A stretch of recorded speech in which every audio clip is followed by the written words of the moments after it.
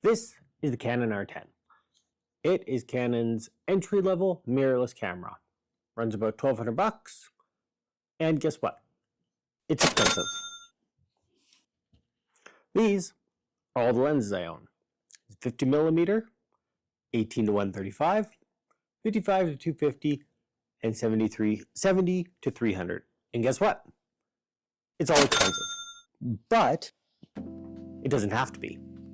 Let's move over to the real camera. There we go. All right. So let's be honest. Photography gear can be really expensive. But what if I told you it didn't have to be? If you were to buy all that gear brand new, you'd be looking at thousands of dollars, especially if you went from the regular Canon site. What if I told you though that I purchased a lot of this gear for anywhere from 30 to 100% off? That's what we're going to be going over today. We're going to be going over 4 big tips to help you save a ton of money and maybe even get some stuff for free.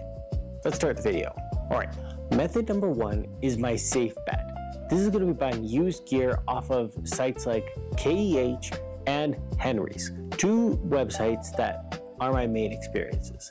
I got the 55-250 off that lens, one of my 55-250s, and I got my Canon R10 off of the websites.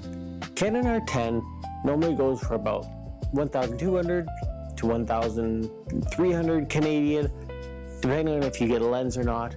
I got this one for just $950. That's a 30% savings compared to buying something brand new. KEH, I bought the 55-250, my first one, and these sites are run by professionals. Everything's professionally inspected, checked to make sure it's still going to give you the highest quality possible while saving tons of money on your end. Before we go on though, if these tips are helping you out so far, if you wouldn't mind liking and subscribing to the channel, that'd be really appreciated. And comment down below any tips that you found that saved you money. All right, let's go into tip number 2. Tip number 2, and where I found a lot of my best deals, are on places like Facebook Marketplace, and for people that still use it, Kijiji. Now, you're gonna find some amazing deals on here, but it's a little bit of the Wild West. So I have a few simple rules that I follow whenever I'm going to be buying anything off of Facebook. Rule number 1, price check. You can still go on sites like KEH and Henry's and price compare something that somebody's selling on Facebook. A lot of the times you'll find they're similarly priced, maybe they're completely out to lunch, or you're going to find a real deal, and that's how you're going to gauge it, by comparing. My second tip is more of a safety one.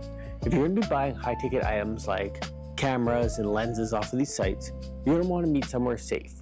Now, I've had friends that have gone to actual police stations to do these transactions, and that way no one's going to rip you off or try and just steal your money off you. It'll be a safe way to go through these transactions, and safe for the other person too, because they're going to be the ones bringing their camera gear thinking that maybe there's a chance you're going to knock them over the head and steal it for yourself. The other thing when you're buying off of Facebook Marketplace is you're going to want to check to make sure the camera or the lens are in good working order. If you're getting a camera, make sure none of the buttons are sticky.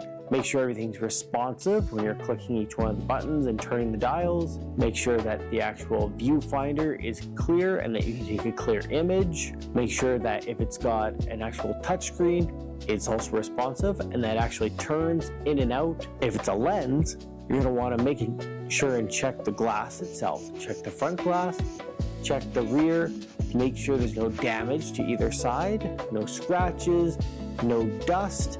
You're going to want to use maybe one of these dust blowers.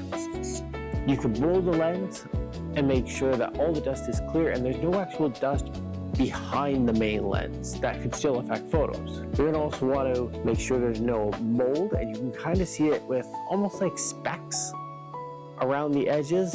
And lastly, you're going to want to make sure the actual lens works on the camera. So try and have maybe your camera, an older one, or maybe a friend's that'll actually connect to it and function. Another hidden gem for finding great deals on photography gear is Amazon. Now, Amazon right below their buy now section, they have a used, excellent condition, and they also have other offers from different warehouses.